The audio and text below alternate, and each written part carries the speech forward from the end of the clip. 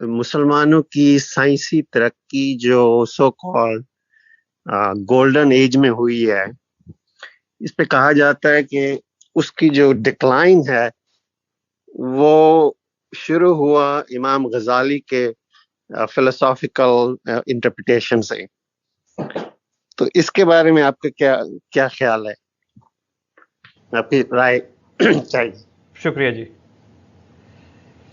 میرے نزدیک کسی قوم کے ہاں جو خوبیاں پیدا ہوتی ہیں یا جن علوم کا شیوع ہوتا ہے یا اس کے ہاں لوگوں کے جو رویے پیدا ہوتے ہیں، ان کا عامل کوئی ایک شخص یا ایک نظریہ نہیں بن سکتا. یعنی بحیثیت مجموعی بہت سی چیزیں مل کر اس میں اپنا کردار ادا کرتی ہیں. مسلمانوں کے ہاں یا مسلمان قومیں آپ کو کہنا چاہیے، اس کی وجہ یہ ہے کہ اسلام تو ایک دعوت ہے. وہ آج چند قوموں کا دین ہے، ممکن ہے مستقبل میں اس سے بالکل مختلف قوموں کا دین بن جائے. تو جن قوموں نے اسلام کو قبول کیے رکھا اور ان کو دنیا میں کوئی 1200 سال رہنے کا موقع ملا ہے، ان کے زوال کے اسباب میں یا ان کے ہاں سائنسی ترقی نہ ہونے یا اس عمل کے جاری نہ رہنے کے اسباب میں بے شمار چیزیں، میں گنوا سکتا ہوں ان میں سے بہت سی چیزیں. یہ اسباب دنیا میں ہر جگہ پیدا ہو جاتے ہیں، یعنی یہ یہاں ہی کا معاملہ نہیں ہے. اس سے پہلے یہ جانتے ہیں آپ کہ روما کی تہذیب کس مقام پر تھی. دنیا کی ایک بڑی سلطنت، بڑی تہذیب، بڑی روایات، قانون کو انہوں نے کہاں تک پہنچا دیا، ریاست اور حکومت کے معاملات کو. لیکن اس کے بعد پھر زوال آیا. تو زوال کے اسباب بے شمار ہوتے ہیں، اس لیے ان کو کسی ایک شخص کے سر پر نہیں ڈال دینا چاہیے. امام غزالی بنیادی طور پر ایک بڑے حکیم، بڑے فلسفی، بڑے عالم اور ایک صوفی تھے. تو تصوف بحیثیت مجموعی ذہین لوگوں کو اپنی گرفت میں لے لیتا ہے، زیادہ دلچسپی اس میں ان کی ہو گئی.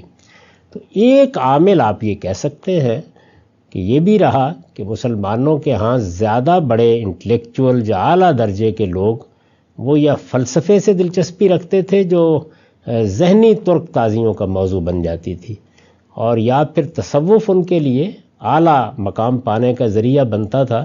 تو یہ ایک عامل کے طور پر اثر انداز ہوا، یقیناً ہوا، لیکن آپ سارا کا سارا بار اس پر نہیں رکھ سکتے.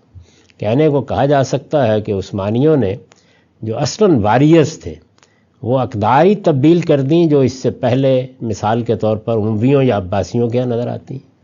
اور بھی بہت سے سیاسی، سماجی، معاشرتی عوامل گنوائے جا سکتے ہیں. اور پھر میرا ایک اور سوال بھی ہے، وہ یہ ہے کہ یہ قصور بیچارے مسلمانوں ہی تو نہیں کیا نا.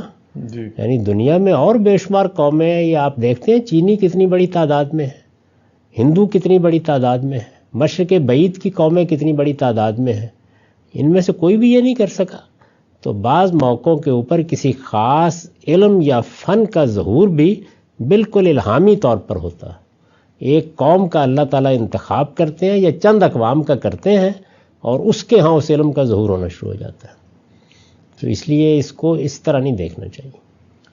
تو آپ کے علم میں ہے کہ امام غزالی نے کچھ اس طرح کا سائنس کے خلاف کوئی مقدمہ قائم کیا ہو؟ کیونکہ ایک یوٹیوب وغیرہ کے اوپر ایک کلپ کافی مشہور ہوئی جس میں ایک حال کے سائنٹسٹ ہیں جنہوں نے امام غزالی کو نام لے کر کے کہا کہ یہ وجہیں ہیں مسلمانوں کے ڈاؤن فال کی.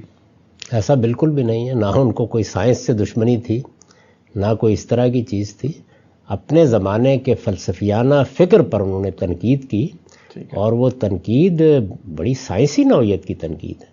یعنی اس میں بہت سی چیزیں بہت قابل قدر ہیں، آج بھی اسی طرح پیش کی جا سکتی ہیں. تصوف اور دنیا کے بارے میں تصوف کا نقطہ نظر، یہ اصل میں وہ چیز ہے کہ جو اثر انداز ہوئی ہے، اور یہ جس طرح دوسرے لوگوں کے افکار سے اثر انداز ہوئی ہے اسی طرح ان کے افکار سے بھی اثر انداز ہوئی.